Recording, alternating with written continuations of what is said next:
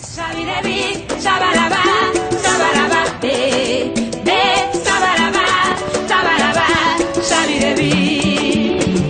Shabirebi, shabaraba, shabaraba, be, shabaraba, shabaraba, shabirebi.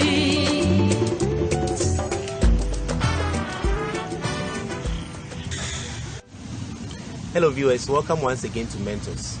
Today we have a special guest in our midst, the maiden woman to appear on Mentors. And we are here to learn about her lifestyle. She's a dear woman of God, and her name is Lady Pastor Mabel Enyonam Vidzro. And so we are blessed to have her on set. Mommy, you are most welcome to Mentors. Thank you very much. We are glad to have you. Thank you. So Mommy, what kind of family did you come from, grow up in? I was born to Mr.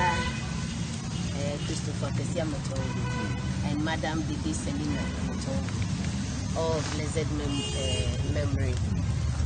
Well, I was born in a village, town called Vidzro in the eastern region. It's an Achin town. I am the second among my siblings to my mother. And to my father, I was the fourth born. Second with mother and fourth with father. Yes. So altogether you are... We are 13. 13. Yes. Wow, that's a big family. Yes. So you grew up, the 13 of you grew up together? Yes, we grew up together. Yes, we grew up together. Wow. My father married 2 men, and out of the 2 came the 13. Okay. So was it a Christian family? Yes, I would say yes, because when I grew up, I realized that my mom was a Catholic and my dad was a Presbyterian. But my dad don't frequent church as compared to my mom. So most of the time we follow our mom to Roman Catholic, because my mother was a Catholic member and my father was a Presbyterian. Once a while we visit present, because my dad will go to church Easter, Christmas, and then when it is annual harvest, because he was rich at the time, so almost all the time he was the chairperson for the anniversary. Financially you were okay, you didn't have any challenges? Financially we were okay, because my father is a professional teacher. He was an educationist and he was into farming. Okay. He was into big time farming, where he can cultivate about 32 acres of maize. Wow. Just after harvest he would how do you call it, beans. Oh, okay. And then at a farm place he would go and cultivate yam. So he was solely he was cultivating the land at the same time teaching. Wow. As a profession. Yes, so he was a bit rich. So we weren't financially at pressed. It's just after some time he fell sick, and that was when we started experiencing difficulty financially. That's when you were old? We were a bit older. I was at the JHS at the time. So talking about school, how did school start for you? Which schools did you go to? I attended the Gross Salvation Army School. It was closer to our house, so that was where I had my primary and JHS schooling. And then after that, I had the opportunity to go to Arugo Training College, which happened to be only female or women. At the time we were referred to as women because we are of age. Most of us were married at the time. And so I happened to be in Abuja for my teaching education. So from there I was posted to Asamankasi, teaching for a while. I completed the training college 99, and then 2003 I went to Lagos and I did my degree and then masters at Lagos. And then now I am doing my PhD in NCU. It's an American school. So in December, God willing, I'll be graduating. I'm now writing a full-blown doctor. Yes. Wow. At a point, I went to counseling school at ITS. At the time it was at Cantonment. And that's where I had my counseling certificate. And that has helped me a lot in my marital life and bringing up my children. And then even how to relate with people. So it has actually. So now, what type of lifestyle were you into before you knew Christ? Oh, my father was a disciplinarian, very strict. So I wasn't bad and I wasn't good too, because I was a bit troublesome. I don't fight girls. I always want to fight boys so that I will show them where the power lies. When that happens, you realize that my friends, the girls, will be giving morale. And I keep on doing, not knowing I was destroying myself. So, at what point in time did you become born again? Well, I became born again after my first year at SS. We had, no, sorry, that was 94. 94, I was in SS. Then we had Reverend Steve and Stanley. Okay, same. Yes, they came from Accra to have an evangelism service and revival with the Grow Assemblies of God. At the time, our minister was Reverend Okonkufi. He's a man who loved God so much. So one morning I was going to the riverside to fetch water. Then I saw them having devotion on the Salvation Army premises. That's where they hosted them. So the entire church, he came with a team. Okay. So the team were having the devotion. The way they were lying on the floor, the way they were singing, you could see that people know something I don't know. So all I said was that I want to be like this people. So in the evening, I went to the crusade ground where they were having the revival. So the way they were singing and praising God, I felt I've never experienced it before. And that was the turnaround. I never came back to my normal state again. Then I decided to join them. So I went to their church. But because I have confirmed at Presby Church, my dad was not in agreement that I should fellowship with the Grow Assemblies of God. So anytime I am going, he's fighting me. Sometimes as soon as I pick any of the dresses he bought for me for the confirmation, he will tell me to go and put it down. If I'm not wearing it to Presby, then I shouldn't wear it. So I just get any dress, house dress, then I just run to church because I felt I want to serve God. That zeal was there because I felt there's something new that has happened to me, and I always want to be in the house of the Lord. So I didn't care what I was wearing. And that time too, my dad was not well to do because he wasn't feeling well.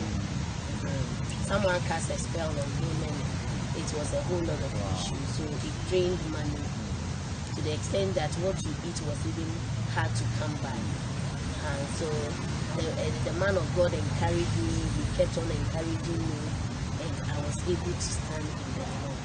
So I didn't go back to that stubborn life again. So would you say that at that instance when you lifted up your hands and accepted Christ as your personal Lord and Savior, you saw something like a physical change about your lifestyle, everything? You saw a clear difference. I wasn't troublesome again.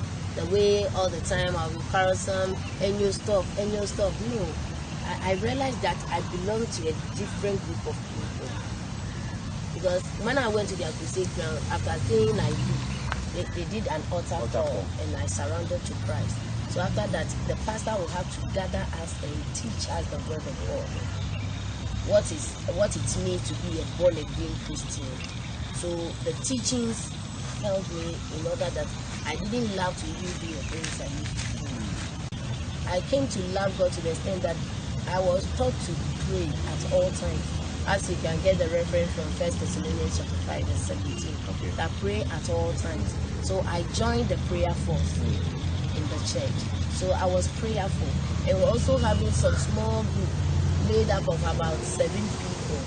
All the time we are fasting and praying for the church and praying for ourselves. Sometimes we go to the forest to pray. At the time, I remember Sister Kesua was our leader. She is now in Italy with the family. Sister Rita, she is in Germany now. And there's one lady, she is in Temagio.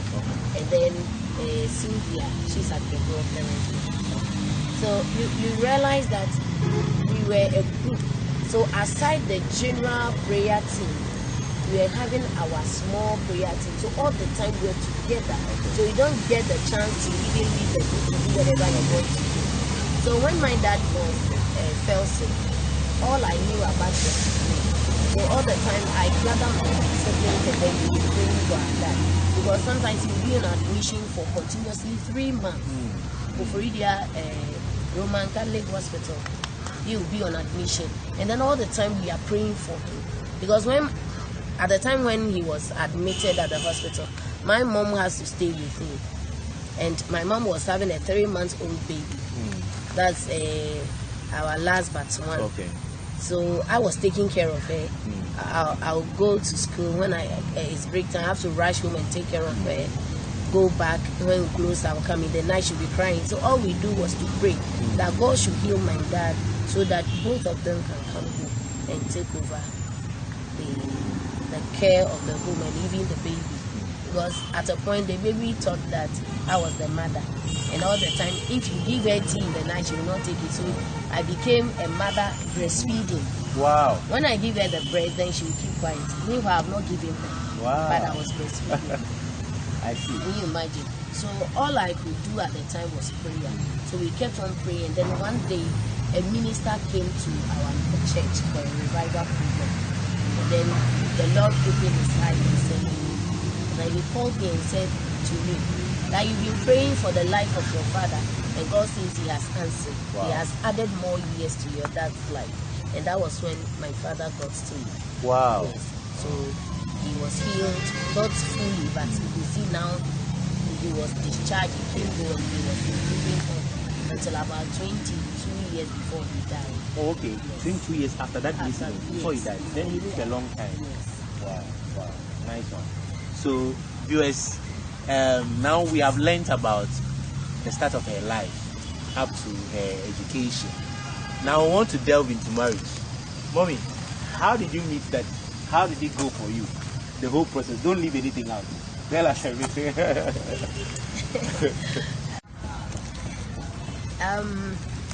When you talk about meeting Daddy, I have a lot to share. Wow. I've been praying for a life partner.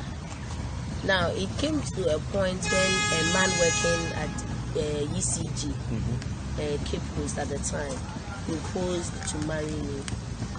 So I informed my dad and my pastor at Bodo. And then they asked me to bring him so that they can know him and then advise accordingly. So we met for 3 months. The 3rd month, then he told me he's no more interested. So I kept on praying. And then I had a dream. I had a dream that a minister of God was telling me that I'm expecting a miracle, and that miracle will come in 3 weeks' time. So I should keep on praying. I kept on praying. Then I had a dream again. I had a dream again. Normally God speaks to me much in a dream. Yes, as Job 33 said. And when God speaks to Adam, he cannot be alone again. In the night he speaks to us. So I dreamt that a prophet in our church by name Prophet Philip Ishon was telling me under a big tree. I was standing under a big tree in the dream. And he was telling me that God has mentioned my husband's name to me and that he is a vegetarian. In the dream? Yes, and mentioned the name to me in the dream. So when I woke up, I said, what a dream. Then I kept on praying. So within the same week, the brother paid me a visit after school. By then, I was teaching at the time. So when we closed from school, he came paying me a visit because he was paying for visitation. And when he got to my end, I was seeing him off and he said that, Madam Mabel, I had a message from God for you, but I want to confirm. I said, you don't need to confirm anything. Tell me right and now. Right here and now. And so, let me confirm. I said, no, God has already told you. So you don't need any confirmation. When he confirms, then you come back and top up. So he told me that the Lord told me that you are going to marry a man of God, and that he speaks your language. Wow. He very stout. He was driving a car, and then when he pulled the drawer from the car where we've been keeping money, he pulled and showed you dollars. Wow. So I want to confirm from God. And then I asked him, what is the name of the person? He said, the name starts with S. Wow, this is like Yes. a movie. So when he mentioned the name, then I started jumping. Then I realized that in the dream, the tree under which we were standing was the same tree under which we were standing. And the way I was jumping and jumping, I was jumping in the dream as well, the same way. I was shouting, my dream has come to pass, my dream has come to pass. Wow. Then I told him, hey, I saw it. Under this tree, you were telling me the same thing. Meanwhile, I don't know any Samuel from Adam. But what name was given to you in the dream? The same name, Samuel. Wow. So when he mentioned, I said, Samuel, who is this Samuel? So I started praying the more. Just for that which has been told me to come to pass. And then another man of God from Oda came to have a revival program with us. He also called me. Even that happened before the dream. Okay. He called me and told me that was when I was in a relationship with the ECG man. Then he called me and said the Lord has given him a word for me in the front of the church. That this is an Asafomami. Wow. So start calling her Asafomami, church mother, because she doesn't want to marry a pastor. Why? Because pastors are broke. But God wants me to tell her that the man he is giving to her is not broke. He's anointed and dynamic.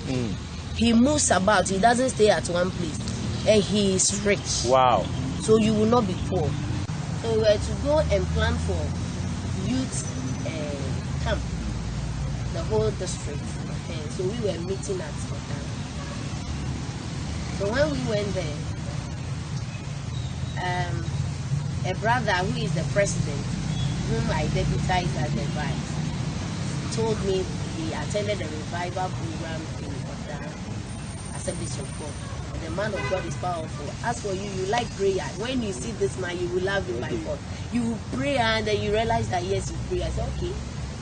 Since he said he'll be having counseling, so he will be going for counseling. If I don't mind, I can join him. I said, no problem, since we are going together.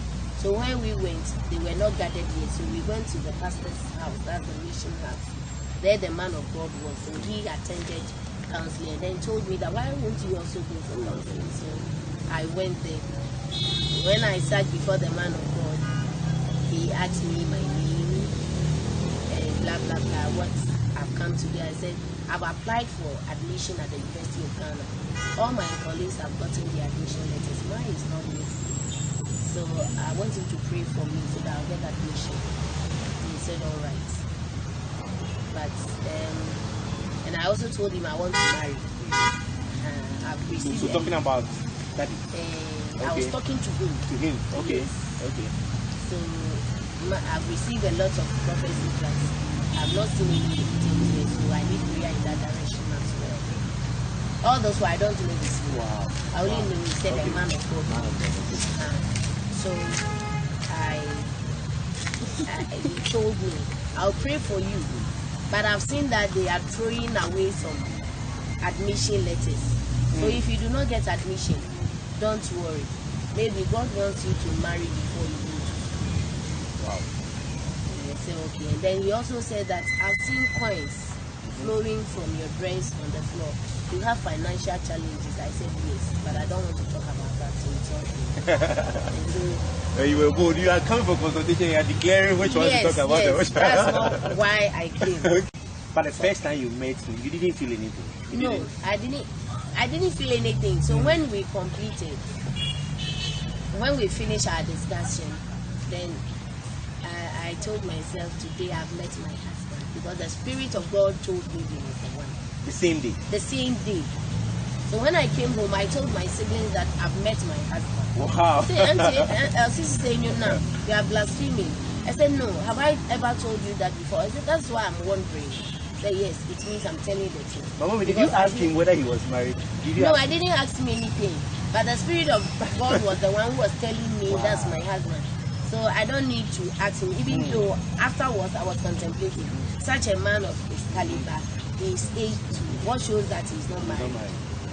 But then I only told myself, since I've heard from the Holy Spirit, because that wasn't the first time I'm hearing the voice of God. So I kept on praying, and then one day, because we were near the end of the term to vacate, one day I woke up in the morning before I even took my bath. I was hearing his name.